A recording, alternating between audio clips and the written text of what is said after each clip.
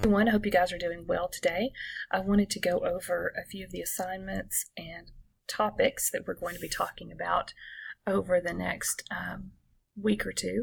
So we're going to start talking about generation differences. The reason for that is because there are approximately 5 generations at work right now in organizations. And so our professional communication is greatly influenced by our own generation and how we communicate with those from another generation. So for this next couple of weeks, we're going to be talking about your generation and where your communication comes from as a result of that. So a few things that we're going to do.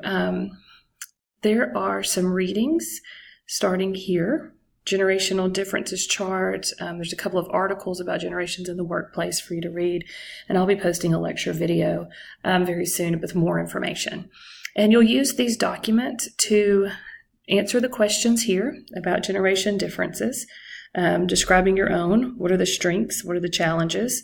What do you want people to understand? How does this generation influence your communication?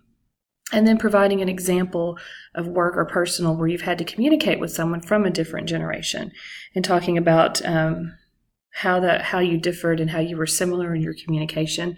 And there are specific categories in this chart that you can use to kind of focus your answer about your communication. And then our major assignment, kind of our midterm assignment, is going to be this case study analysis. So this is the case study here, and then these are the questions that you need to answer here.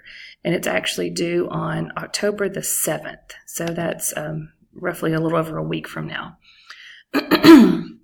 So for this case study, you're going to read the case study, and then you're going to answer 4 questions about the case study. And you're also going to make recommendations for the people that are in the case study. So if we take a look at it, well, this is going to be probably 5 to 7 pages, roughly. We're not going to do a video of you guys talking about it. We're going to just do you answering the questions. So you're going to take your notes from class, information on Blackboard. You can also do your own research on these topics if you want to. That's fine. But we're talking about a 5 to 7 page paper where you're going to provide an introduction. Then you're going to respond to 4 questions. You'll choose one person from the case and make a couple of recommendations about how they could improve their communication, and then provide a summary of what you discussed, along with how you will use this in your own professional life. The 4 questions that you answer, now this is the rubric. This will give you an idea to make sure that you have everything that you're talking about in the paper. And these are the questions. So you're reading about a company called Gadgets, and these are real companies, but the names have been changed. What are your overall impressions of the culture? How's the culture changed? How do they define professional communication? What role do generation differences play in the case study? How does that influence their behavior? Randy, Nancy, and Andrew are the primary characters. So talk about their level of emotional intelligence. How do they connect with other people? And then finally, how do they give feedback? What aspects of radical candor are present, and how do they give feedback? And so you'll just answer these 4 questions, and then you will connect it to something that we've talked about. And then you will go back up here.